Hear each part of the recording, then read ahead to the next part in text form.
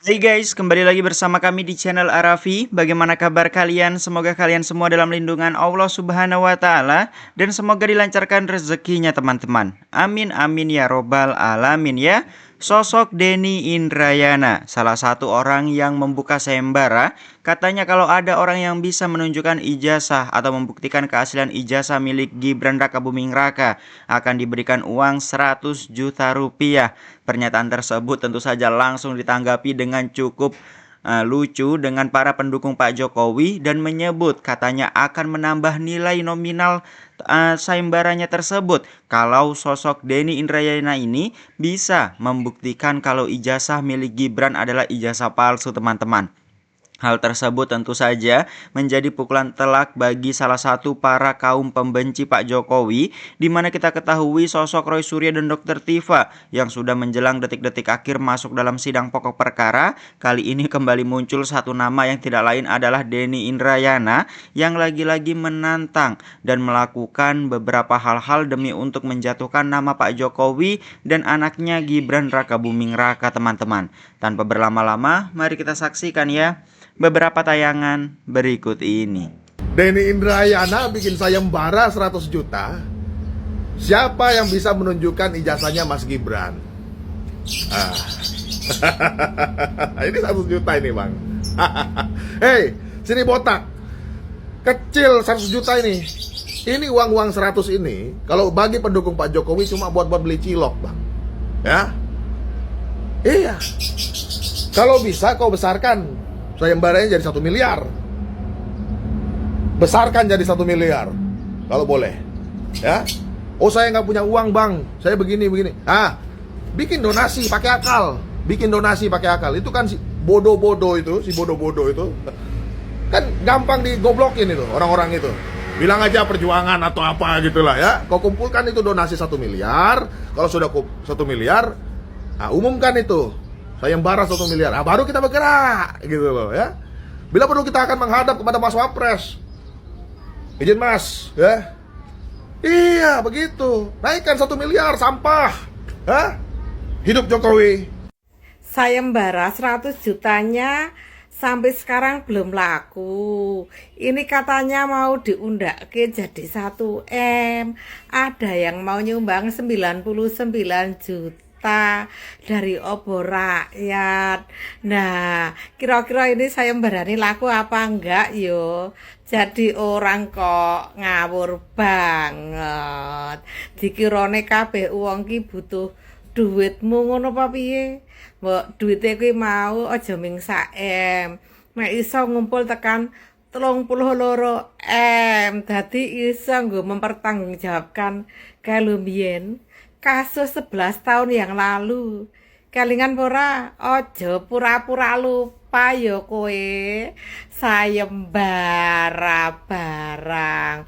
Eling ya kasusmu. Denny Indrayana naikkan hadiah sayembara temukan ijazah Mas Gibran dari 100 juta sekarang jadi 1 M. Gini, kalau memang benar mau cari kebenaran, buktikan dengan dokumen resmi dan jalur hukum.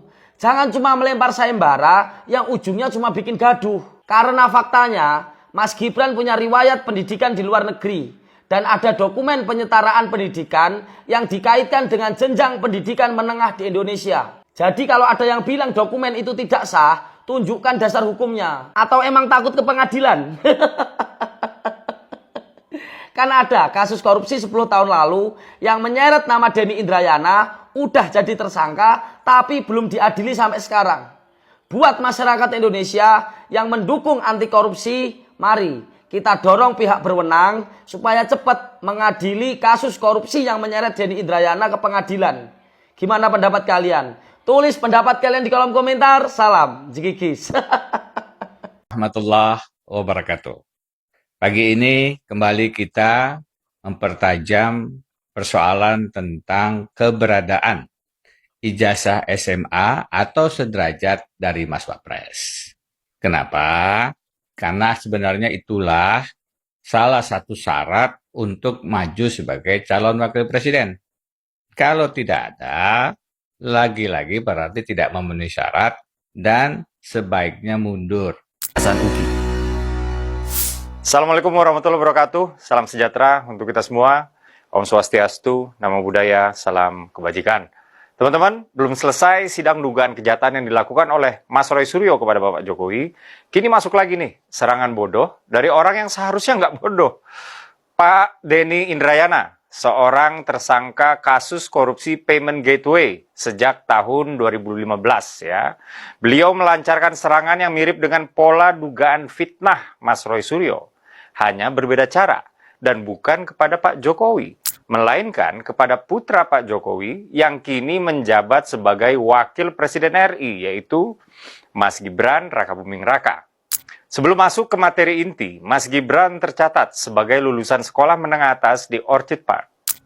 Setelah lulus sekolah menengah, Mas Gibran mendaftar ya di UTS In Search, program jalur preparatory course bagi mahasiswa asing yang ingin belajar di Universitas Teknologi Sydney di Australia. Tapi ya, beliau kemudian memutuskan untuk pindah kembali ke Singapura untuk pendidikan sarjana perguruan tinggi. Ia memperoleh diploma dari Institut Pengembangan Manajemen Singapura atau MDIS pada tahun 2010 dengan gelar BSc, Bachelor of Science, setara S1, di bidang marketing dengan predikat Second Class Honor Second Division dari Universitas Bradford yang merupakan mitra dari MDIS. Lanjut ya. Awalnya Pak Denny merilis sebuah video di akun pribadinya, di X dan di Thread untuk menyampaikan dia sudah menyiapkan hadiah untuk siapapun yang mampu memberikan informasi atau menunjukkan dokumen pendidikan SMA Mas Gibran. Ya, karena nggak ada peminat, kemudian Pak Denny menambah besaran hadiah menjadi 199 juta rupiah. Sayembara ini dia lakukan dalam konteks paksaan bertaruh dengan Mas Wapres. Poin taruhannya, kalau ada yang bisa membuktikan ijazah SMA Mas Wapres asli, maka Pak Denny akan berhenti mempersoalkan ijazah ini. Tapi kalau nggak ada yang bisa membuktikan ijazah SMA Mas Wapres asli, maka Pak Denny ya minta Mas Gibran untuk mundur dari jabatannya sebagai Wapres. Jadi kalau kita ringkas ada dua hal ya. Yang pertama adalah sayembara, yang kedua adalah paksaan taruhan. Sayembara dilakukan dalam konteks taruhan yang dipaksakan. Kenapa saya sebut dipaksakan? Ya kita memakai logika bertaruh aja lah ya. Di mana-mana itu kan kalau kita bertaruh, kita dan petaruh lain itu menaruh modal dengan nilai yang sama atau setidaknya setara ya satu dengan yang lain. Misalnya kita bertaruh bola, saya pegang tim A, kawan saya pegang tim B. Kalau tim A menang, nah kawan saya push up 10 kali. Maka sewajarnya kalau tim B yang menang, saya push up 10 kali. Itu logika taruhan yang waras ya. Sementara dalam taruhan yang maksa banget ini ya, yang dipublikasikan oleh Pak Denny, kalau Pak Denny menang, maka Mas Wapres mundur. Kalau Pak Denny kalah, maka Pak Denny nggak akan persoalkan ijazah Mas Wapres lagi. Ini kan nggak waras namanya. Ibarat kalau saya menang taruhan, Anda push up. Kalau saya kalah, Anda tidak push up, tapi saya nggak perlu push up juga. Jadi Pak Denny, Anda kok bisa-bisanya ya menghina nalar Anda sendiri. Kalau Anda menang, ada konsekuensinya buat petaruh yang kalah. Kalau Anda kalah, kok nggak ada konsekuensinya buat Anda? Ini kan tengil nggak karuan namanya. Nah, mekanisme pembuktian ijazah Mas Wapres dilakukan melalui sayembara. Pak Denny katanya akan memberikan hadiah untuk seseorang yang dapat membuktikan ijazah SMA Mas Gibran asli. Sayembara ini juga aneh. Mas Gibran itu kan pernah menang pemilu 2 kali ya. Sekali menang di Pilkada Solo dan sekali menang di Pilpres. Setiap pencalonan KPUD maupun KPU selalu memberikan waktu kepada publik untuk mengajukan keberatan atas dokumen. Nah ini kan jadi kayak tipu-tipu aja. Jujur aja lah, Anda itu kan ingin menggulirkan isu bahwa ijazah SMA Mas Gibran itu palsu, tapi menggunakan logika terbalik. Seolah Anda berani bayar mahal untuk yang bisa membuktikan ijazah tersebut sah atau asli. Kalau tidak ada yang tertarik, ya awal-awalnya Anda naikin nominal hadiah sayembara.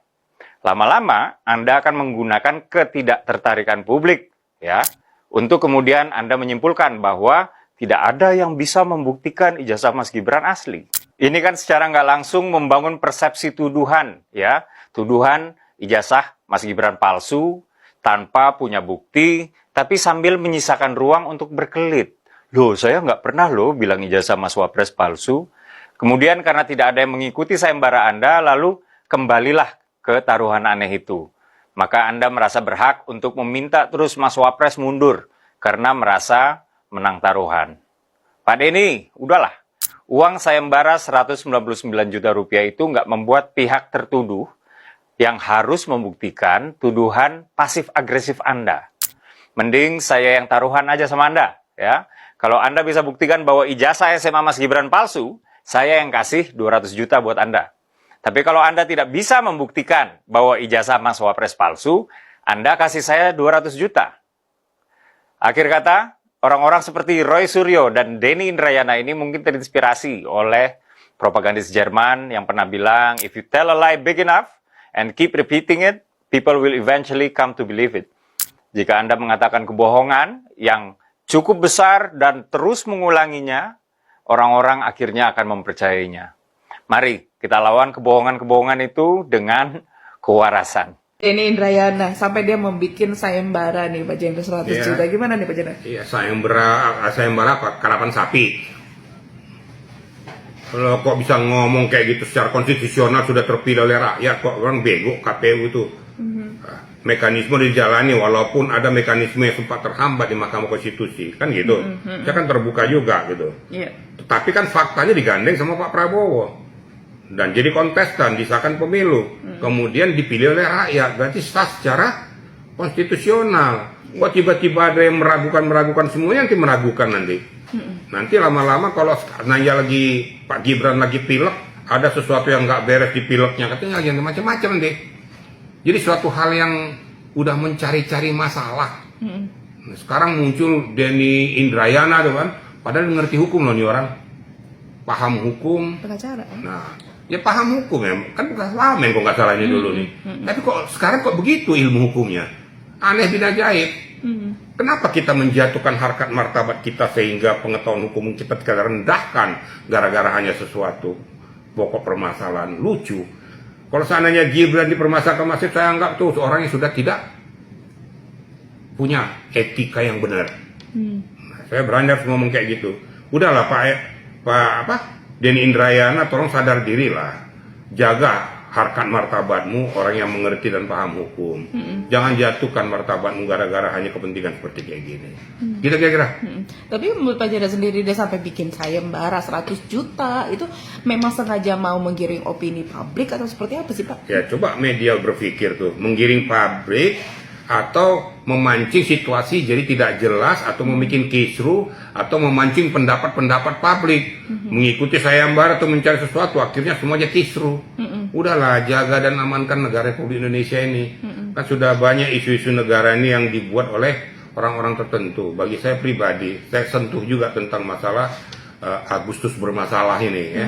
Biar sekalian kita kaitkan. Saya hanya mengharapkan kepada warga negara Indonesia jangan mau terpancing. Karena kalau seandainya ikut-ikutan demo yang nggak jelas juga, itu yang rusak juga negara Indonesia. Nggak usah melihat karena ketidaksenangannya kepada Pak Prabowo, tapi mengajak-ajak untuk demo. Demo nanti kalau berskala seperti kasus 1998, yang rugi juga rakyat, yang rugi juga masyarakat, mencari makan juga susah. Untuk apa sih?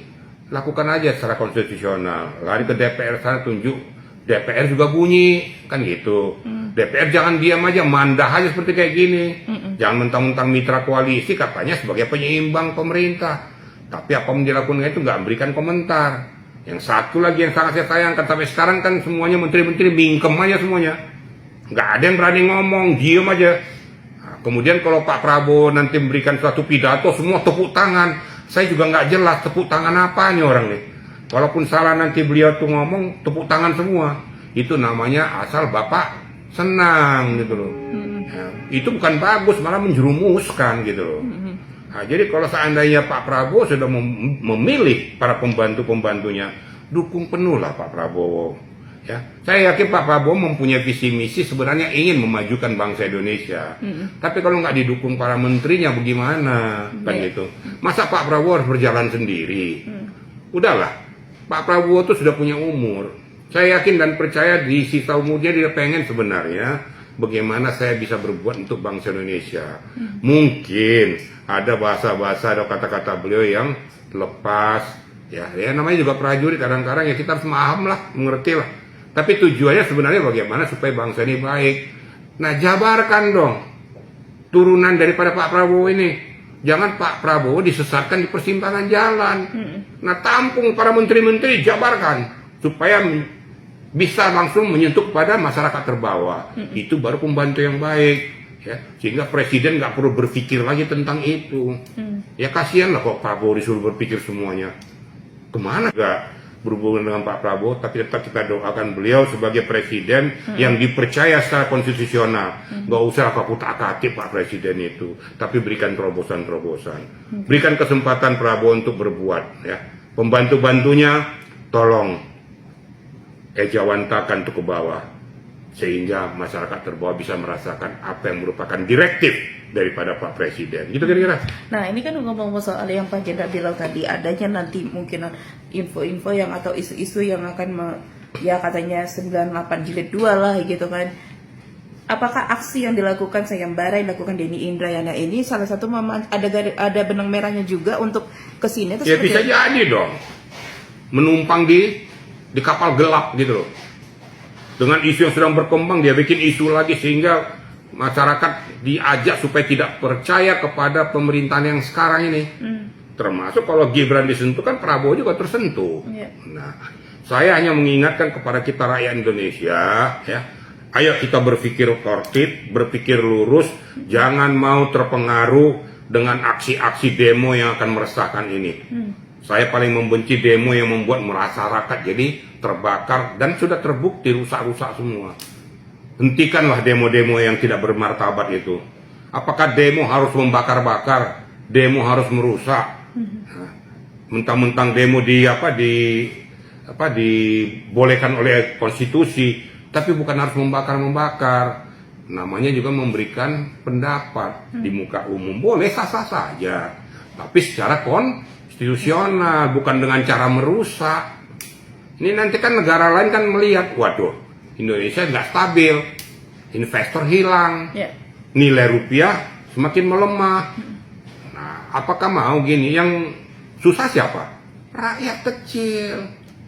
Itu pesan saya kepada kita warga negara Indonesia, hentikan ajakan-ajakan untuk melakukan demonstrasi, apalagi yang tidak beradab. Saya tidak menginginkan juga demonstrasi seperti 1998 terjadi, karena itu cukuplah, itu pengalaman pahit, nggak usah dilakukan lah. Lakukan aja secara konstitusional. Apabila itu memang pemerintah ini siapa datang ke DPR bunyi, supaya itu selaras dan seimbang antara legislatif, eksekutif, dan yudikatif. Nah, sebagai cambuk ya, yudikatif juga harus berpikir lurus. Jangan abaikan yudikatif. Sekarang lagi bancaan ini, sekarang ini nggak jelas ini, ya. Marwah daripada pengadilan sudah nggak ada lagi sekarang. Gara-gara peristiwa-peristiwa ini, apa nggak malu kalian? Dianggap hakim sudah nggak kredibel lagi. Gara-gara apa? Gara-gara peristiwa ini, kan gitu. Legislatif juga jangan makan-makan aja kok di DPR sana, duduk-duduk manis, bunyi dong. Jangan hanya manggil, nanti ada tukang sepeda motor yang beratan dengan polisi, panggil ke DPR. Nah, ini masalah yang besar ini, kok diem? Supaya kelihatan kok kerja Komisi 3 tuh kan. Nanti ada masyarakat dengan tukang beca, ada yang tewas ini, panggil karena tidak mendapatkan kepastian hukum. Tapi ini skalanya sudah nasional, kok diem-diem aja semuanya. Woi, bangun kalian DPR semua, jangan diem aja tuh. Itu kira-kira ya. Anda percaya bahwa sesungguhnya Wakil Presiden bisa diturunkan sebelum 20 Oktober 2026 maksud saya? Apakah itu sebetulnya hanya provokasi dan menyadarkan kembali publik bahwa Wakil Presiden kita ini bermasalah? Saya pikir kalau provokasi itu mungkin bahasa lebih menyentaknya ya. Tapi kan sebenarnya Mas Wapres itu tidak memenuhi syarat umur kalau tidak diolah dengan putusan Paman Usman untuk ponakan Gibran. Ingat, putusan itu sudah dianggap melanggar kode etik. Iya. oleh Majelis Kehormatan Mahkamah Konstitusi yang dipimpin oleh Profesor Jimli Asidiki. Betul. Ya, dalam proses berjalannya saya menemukan tidak hanya melanggar syarat umur, ini juga melanggar syarat pendidikan. Nanti bisa kita ulas bahwa ada peraturan KPU seminggu sebelum putusan 90. Jadi putusan 90 itu tanggal 16 Oktober 2023. Peraturan KPU diterbitkan 9 Oktober 2023. Diundangkan seminggu ya? Seminggu. Diundangkan 13 Oktober, 3 hari sebelum putusan 90. Yang salah satu bunyi pasalnya, pasal 18 ayat 3, itu mengatakan kalau tidak mempunyai ijazah SMA atau sederajat karena sekolahnya di luar negeri, maka bisa dikecualikan. Cukup menunjukkan ijazah perguruan tinggi. Ini kan Gibran banget ini. Iya. Artinya disengaja seolah-olah disiangi dulu ya untuk Jadi tidak bisa kita kemudian berpikir ini memang sudah dipersiapkan. Dan bagaimanapun meskipun sudah disiapkan demikian, logika moral konstitusionalnya Gibran itu tidak memenuhi 2 syarat minimal. Syarat umur dan syarat pendidikan. Karena itu adalah kewajiban moral setiap orang untuk melakukan perlawanan melakukan jihad politik. Kalau saya jihad yuridis, jihad konstitusional, mengatakan ini ada yang keliru dan tidak bisa dibiarkan. Prof, kalau soal umur, semua warga Indonesia tahu ya, Gibran dibantu oleh MK dalam persoalan ini. Tapi kan kalau soal pendidikan, sampai saat ini masih menjadi diskursus yang kemudian diangkat oleh Rosyuro dan lain sebagainya. Apakah dengan bukti yang terakhir ini, kita bisa lebih firm bahwa tidak ada sebetulnya yang namanya ijazah SMA Gibran itu? Jadi ini makin menguatkan. Kalau dari tulisan bukunya Mas Roy, kemudian ada perkara-perkara di PT UN, di Komisi Informasi Pusat, itu kemudian muncul dokumen surat keterangan yang menyatakan pendidikan Mas Wapres, Mas Gibran di Sydney, di UTS InSearch, itu dianggap sama dengan grade 12. Kelas 12. Kelas 12 itu artinya kelas 3 SMA. Ya kan? Surat keterangan bunyinya demikian. Ya kan? Tidak ada tuh ijazahnya. Jadi kalau kita tanya ijazah SMA-nya, sampai sekarang belum muncul. Ya kan? Itu satu indikasi. Jadi semua sudah melakukan langkah-langkah dan ketemu dengan mana ijazahnya. Kedua, berbeda dengan keterbukaan transparansi Mas Wapres, Mas Gibran pada saat Wali Kota Solo, menunjukkan ijazah di depan media, tidak daripada debat saya tunjukkan sajalah. Ditunjukkan itu Bachelor of Science dari University of Bradford kalau nggak salah, yang bekerjasama dengan MDIS di Singapura. Jadi kelihatan tuh ada ijazah S1, kita bisa cek dan pertanyakan juga ini kredibilitas ijazah ini. Tetapi sampai sekarang tidak ada itu ijazah SMA atau sederajat, ya kan? Yang ketiga, ini peraturan KPU ini yang mungkin tidak menjadi perhatian khalayak. Saya bicara dengan beberapa orang terkaget-kaget. Ada ternyata peraturan KPU. Apalagi tadi, kalau tidak ada maka bla bla bla tadi kan? Dikecualikan.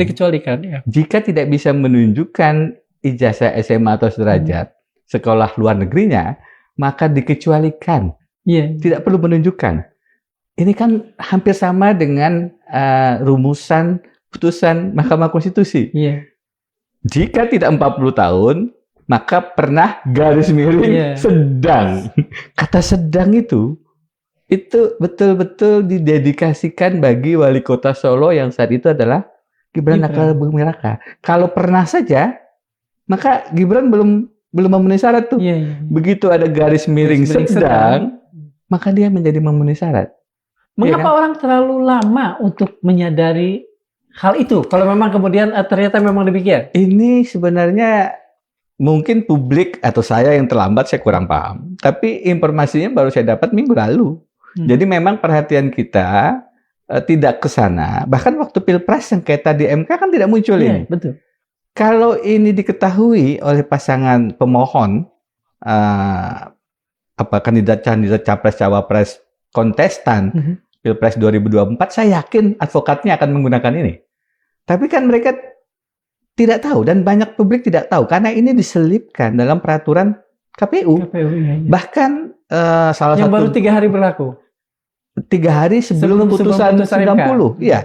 Ada guru besar tata negara yang bilang ke saya, itu kan peraturan KPU yang menyesuaikan dengan putusan 90. Saya bilang tidak, Prof. Tidak, Prof. Beliau tidak tahu. Ini peraturan KPU-nya dibuat sebelum putusan 90. Setelah barangkali Mas Denny. Enggak, Prof. Sebelum saya bilang. Nah itu ya guys ya, bagaimana pendapat kalian setelah melihat beberapa tayangan-tayangan tersebut teman-teman? Tulis pendapat kalian di kolom komentar dan nantikan updatean video kami selanjutnya. Wassalamualaikum warahmatullahi wabarakatuh.